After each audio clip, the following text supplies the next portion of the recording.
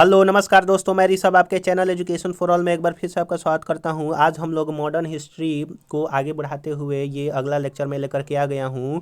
और मैं ये आपको बता दूं कि ये हम लोग जो है वो लूसेंट सीरीज कर रहे हैं, जिसमें मैंने मिडेबल और एंशिएंट जो है वो पहले करवा दिया है। अब मैं जो है वो मॉडर्न हिस्ट्री जो है वो करवा रहा हूँ। इसके पैरेलल जो है मैं पॉलिटी का घटना चक्र का MCQ प्लस थ्योरी, यानी कि थ्योरी प्लस MCQ, वो भी चैप्टर वाइज जो है वो मैंने जो है वो करवाना स्टार्ट किया है, जिसमें मैंने 2 लेक्चर जो है वो अपलोड कर दिया है। अगर आपने उसको नहीं देखा है तो आप प्लेलिस्ट में जा कर के देख सकते हैं, या फिर मैं डिस्क्रिप्शन में लिंक दे दूंगा, आप जो है जा कर के देख सकते हैं। अगर आप बिहार के इतिहास और ज्योग्राफी को भी पढ़ना चाहते हैं तो वो भी मैंने अपने चैनल पर करवाया है, आप जो है जा कर के देख सकते हैं। आज हम लोगों का जो लेसन है, हम लोग ब्रिटिश सत्ता का विस्तार बंगाल, मैसूर, पंजाब और आदि प्रांतों में कैसे फैला उसके बारे में हम लोग पढ़ेंगे 16 चैप्टर में।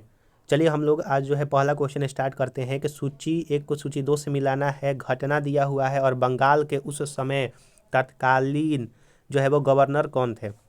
तो जब प्लासी का युद्ध हुआ 1757 में, तो उस समय बंगाल का गवर्नर जो था वो रोजर ड्रैक था। द्वैध शासन जब लागू हुआ 1765 में, तो वो उस समय जो गवर्नर था वो रॉबर्ट क्लाइव था। बक्सर का युद्ध जब 1764 में हुआ, तो उस समय जो गवर्नर था वो वेंसिंगटॉर्ट था। और बंगाल में जब अकाल पड़ा 1770 में, तो उस समय जो गवर्नर था वो कार्टियर था। इस तरह से ऑप्शन 1, 2, 3, 4 जो है वो सही हो जाएगा। आप जो है इसको भी याद रखिएगा कि प्लासी का युद्ध कब हुआ था, द्वैध शासन बंगाल में कब लागू हुआ था, बक्सर का युद्ध कब हुआ था। अगला है क्वेश्चन नंबर 2 कि प्लासी की लड़ाई 1757 में अंग्रेज सेना का नेतृत्व कौन कर रहा था। तो रॉबर्ट क्लाइव जो है कर रहा था। बंगाल का नवाब सिराजउद्दौला और रॉबर्ट क्लाइव के बीच में 1757 में यह युद्ध हुआ था, और यह ब्रिटिशर्स का सबसे पहला जो है युद्ध था। बक्सर का युद्ध 1764 में अंग्रेज का सेनापति कौन था। तो हेक्टर म्यूनरो जो है वो सेनापति था। अगला है कि बंगाल में द्वैध शासन के कब से कब तक चला था। तो 1765 में 1772 तक जो है वो चला था। यानी कि बंगाल में जो द्वैध शासन था वो 1765 में स्टार्ट हुआ था और 1772 में ख़त्म हुआ था। ख़त्म इसको किसने किया था। तो हेस्टिंग ने जो है, वारेन हेस्टिंग जब बंगाल का गवर्नर जनरल बना, तो उस समय 1772 में इसको ख़त्म किया गया था। क्वेश्चन नंबर 5 है कि वर्ष 1798 ईस्वी में लॉर्ड वेलेस्ली द्वारा प्रस्तावित सहायक संधि को स्वीकार करने वाला पहला भारतीय शासक कौन था। तो हैदराबाद के निज़ाम जो सहायक संधि था वह 1798 ईस्वी में किसने लाया था। तो लॉर्ड वेलेस्ली ने लाया था, और सबसे पहला जो स्वीकार करने वाला राज्य था वो हैदराबाद का निज़ाम था। अगला क्वेश्चन नंबर 6 है कि भारत का प्रथम गवर्नर जनरल व वायसराय था। तो लॉर्ड कैनिंग जो है वो भारत का प्रथम गवर्नर जनरल व वायसराय था। माफ कीजिए, देखिए यहाँ पर थोड़ा सा कुछ गलती दिया है। यहाँ पर होगा कि भारत का अंतिम गवर्नर जनरल व प्रथम वायसराय कौन था। तो लॉर्ड कैनिंग था, जो कि कब बना था। तो आपका 1857 के लड़ाई के बाद 1858 में यह बना था, और 1858 से ही जो ब्रिटिश महारानी का शासन था वो भारत पर लागू हो गया है। ये चैप्टर मैंने पॉलिटी में पढ़ाया है, आप जो है जा करके देख सकते हैं। क्वेश्चन नंबर 7 है कि तीसरे आंग्ल मैसूर युद्ध को रोकने के लिए टीपू सुल्तान ने अंग्रेजों के साथ कौन सी संधि किया था। तो जो तीसरा आंग्ल मैसूर हुआ था वो आपका कब हुआ था। 1790 से 92 के समय में हुआ था, और वह श्रीरंगपट्टनम की संधि से हुआ था। पहला जो आंग्ल मैसूर हुआ था वो आपका 1767 से 69 के बीच में हुआ था। दूसरा जो है वो 1780 से 84 के बीच में हुआ था। तीसरा आपका 1790 से 92, और चौथा जो है वो 1799 में हुआ था, और उसमें टीपू सुल्तान की मृत्यु हो गई। दूसरी लड़ाई में जो है वो इसके पिताजी, टीपू सुल्तान के पिताजी हैदर अली की जो है वो लड़ाई इसकी जो है वो मृत्यु हो गई थी, हैदर अली की। आशा करूंगा कि आपको अच्छी तरह से समझ में आया होगा। अगर समझ में आ रहा होगा तो उसके लिए एक लाइक कर दीजिएगा। चैनल को सब्सक्राइब नहीं किए हैं तो चैनल को सब्सक्राइब कर दीजिएगा, और अपने दोस्तों में ज़रूर से ज़रूर शेयर कीजिएगा। अगला क्वेश्चन है कि राज 6 हड़प नीति और जब्ती सिद्धांत, जिसको इंग्लिश में डॉक्ट्रिन ऑफ लैप्स कहते हैं, यह किसने लागू किया था? तो लॉर्ड डलहौजी ने लागू किया था। और लॉर्ड डलहौजी का शासनकाल 1848 से 1856 तक था। किस सिख गुरु ने फारसी में जफरनामा जो है वो लिखा है? तो गुरु गोविंद सिंह जो है वो सिख गुरु थे जिसने फारसी में जो है वो जफरनामा लिखा है। अगला क्वेश्चन है क्वेश्चन नंबर 10 कि भारत में डाक व्यवस्था शुरू करने वाला ब्रिटिश गवर्नर कौन था? तो लॉर्ड डलहौजी था जिसने डाक व्यवस्था शुरू किया।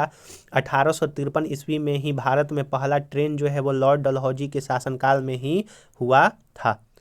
क्वेश्चन नंबर 11 है कि किस सिख गुरु ने गुरु नानक की जीवनी लिखी है? तो गुरु नानक की जीवनी गुरु अर्जुन देव ने जो है वो लिखा है। क्वेश्चन नंबर 12 है कि सिखों के सैन्य संप्रदाय खालसा पंथ का प्रवर्तन किसने किया था? तो गोविंद सिंह, गुरु गोविंद सिंह ने खालसा पंथ की जो है वो स्थापना किया था।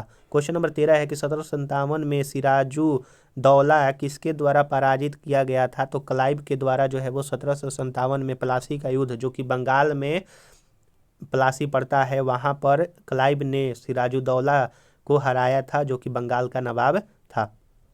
क्वेश्चन नंबर 14 है कि निम्नलिखित में से किस किस ने लॉर्ड वेलेस्ली के साथ सहायक संधि पर हस्ताक्षर किया था? तो हैदराबाद ने किया था, अवध ने किया था और मैसूर ने किया था। बंगाल के नवाब ने नहीं किया था। और पहला जो स्वीकार किया था वो हैदराबाद के निजाम ही थे। हम लोगों ने पीछे वाले क्वेश्चन में पढ़ा है। क्वेश्चन नंबर 15 है कि निम्नलिखित में से सिख गुरुओं का सही क्रम जो है वो बतलाना है। तो अमरदास, रामदास, अर्जुन देव और तेग बहादुर, यह जो है क्रम सही है। अगला क्वेश्चन नंबर 16 कि सुगौली की संधि कब हुआ था? तो सुगौली का संधि 1816 में किनके बीच में हुआ था? ईस्ट इंडिया कंपनी और नेपाल के बीच में। जो सुगौली का संधि हुआ था वो ईस्ट इंडिया कंपनी और नेपाल के बीच में हुआ था 1816 ईस्वी में। अगला है टीपू सुल्तान की मृत्यु 1799 में कहाँ हुआ था? तो श्रीरंगपट्टनम में टीपू सुल्तान की मृत्यु हुआ था, चौथा आंग्ल मैसूर लड़ते हुए। क्वेश्चन नंबर 18 है कि हड़प नीति डॉक्ट्रिन ऑफ लैप्स के अंतर्गत कौन सा भारतीय राज कब्जे में आया था? तो झांसी, नागपुर और सत्तारा। जो डॉक्ट्रिन ऑफ लैप्स था उसके अंतर्गत झांसी, नागपुर और सत्तारा जो है वो ब्रिटिशर्स के हाथ में जो है वो चला गया। और लॉर्ड डलहौजी जो है लगाया था doctrine of lapse. Doctrine of lapse का मतलब होता था कि जिसका अपना खुद का पुत्र नहीं होता था वो जो है आगे शासन नहीं चला सकता था, वो ब्रिटिशर्स के हाथ में चला जाता था, उसका मतलब वही होता था। क्वेश्चन नंबर 19 है कि ठगी प्रथा के उन्मूलन से संबंध गवर्नर जनरल कौन था? तो ठगी प्रथा जो है वो लॉर्ड विलियम बेंटिक ने जो है वो किया था। क्वेश्चन नंबर 20 है कि वोडियार के शासक थे? तो मैसूर रियासत वोडियार के जो है वो शासक थे। अगला क्वेश्चन है 21 नंबर कि टीपू सुल्तान की राजधानी कहाँ थी? तो श्रीरंगपट्टनम थी। क्वेश्चन नंबर 22 है कि क्लाइव को बंगाल का गवर्नर बनाया गया था 1758 में। क्लाइव को बंगाल का गवर्नर बनाया गया था जब 1757 का युद्ध जो है वो जीता क्लाइव, तब उसको 1758 में जो है क्लाइव को बंगाल का गवर्नर जो है वो बनाया गया। 23 नंबर क्वेश्चन है कि भारत का प्रथम गवर्नर जनरल कौन था? तो लॉर्ड विलियम बेंटिक जो है भारत का प्रथम गवर्नर जनरल था। चार्टर अधिनियम 1833 के तहत बंगाल के गवर्नर को भारत का गवर्नर बना दिया गया और उसी समय लॉर्ड विलियम बेंटिक जो है वो अंतिम बंगाल का गवर्नर बना और भारत का प्रथम गवर्नर जनरल बना। इन सभी चीज़ों को अगर डिटेल में पढ़ना है तो पॉलिटी में मैं जो है करवा रहा हूँ, तो आप जो है जा कर के देख सकते हैं। पहले मैं थ्योरी करवाता हूँ और फिर उसके बाद MCQ करवाता हूँ। अगला है 24 नंबर की द्वैध शासन नीति को किसने समाप्त किया था? तो वारेन हेस्टिंग ने। जब बंगाल में द्वैध शासन चलता था तो 1772 ईस्वी में वारेन हेस्टिंग जब बंगाल का गवर्नर बना तो उस समय जो है वो द्वैध शासन खत्म किया गया। 25 नंबर क्वेश्चन है कि अंग्रेजों का सर्वाधिक विरोध किसने किया था? तो मराठों ने अंग्रेजों का सर्वाधिक जो है वो विरोध किया था। क्वेश्चन नंबर 26 है कि प्लासी का युद्ध 1757 में अत्यधिक ऐतिहासिक महत्व था क्योंकि इसने बंगाल में ब्रिटिश वर्चस्व के लिए मार्ग प्रशस्त किया और उसके बाद संपूर्ण भारत पर ब्रिटिश नियंत्रण के लिए रास्ता जो है वो खोल दिया गया। और 1764 का जो युद्ध हुआ था उसके बाद जो है ब्रिटिश सत्ता पूरी तरह से भारत पर हावी हो गया था। क्वेश्चन नंबर 27 है कि ब्रिटिश सरकार भारतीयों को आधुनिक शिक्षा देना चाहती थी, इसमें उनका उद्देश्य क्या था? कि भारत में अपनी राजनीतिक सत्ता की नींव जो है वो सुदृढ़ करना, इसीलिए ब्रिटिश सरकार जो है वो भारतीयों को आधुनिक शिक्षा जो है वो देना चाहता था। क्वेश्चन नंबर 28 है कि प्रशासनिक अव्यवस्था यानी कि कुशासन के आधार पर डलहौजी ने किस राज्य को ब्रिटिश में मिला लिया था? तो अवध को। यानी कि प्रशासनिक अव्यवस्था यानी कि अवध में डलहौजी ने बोला कि आप लोग जो है वो अपना प्रशासन अच्छी तरह से नहीं कर रहे हैं, उसी के आधार पर डलहौजी ने जो है वो अवध को कुशासन के आधार पर ही अपने साम्राज्य में मिला लिया, यानी कि ब्रिटिश प्रांत में मिला लिया। क्वेश्चन नंबर 29 है कि आदि ग्रंथ किसने संकलित किया है? तो गुरु अर्जुन देव ने आदि ग्रंथ संकलित किया था। क्वेश्चन नंबर 30 है कि भारत में आधुनिक शिक्षा प्रणाली की नींव किससे पड़ी? तो 1835 के मैकाले के मिनट से जो है वो आधुनिक भारत में आधुनिक शिक्षा का जो है वो नींव डला, 1835 के मैकाले के मिनट से। क्वेश्चन नंबर 31 है कि निम्नलिखित का सही कालानुक्रम क्या है? रॉबर्ट क्लाइव, वेस्टिंगस्टार्ट, वारेन हेस्टिंग्स या फिर कार्टियर? तो सबसे पहले जो है वो रॉबर्ट क्लाइव आया, फिर उसके बाद वेस्टिंगस्टार्ट आया, फिर कार्टियर आया और फिर बाद में वारेन हेस्टिंग्स 1772 में जो है वो आया था। अगला क्वेश्चन है 32 नंबर कि भारत में ईस्ट इंडिया कंपनी का सफलता का राज क्या था? तो भारत में राष्ट्रीय भावना की जो है वो कमी थी। कंपनी की सेना को पश्चिमी परीक्षण मिला तथा उसके पास आधुनिक हथियार थे और भारतीय सैनिक में राष्ट्रीय भावना का अभाव था। इसके चलते ब्रिटिशर्स को जो है वो बहुत ज़्यादा जो है वो सफलता मिली ईस्ट इंडिया कंपनी को। तो आज हम लोग जो है ये इतना ही तक क्वेश्चन करते हैं, 32 क्वेश्चन तक।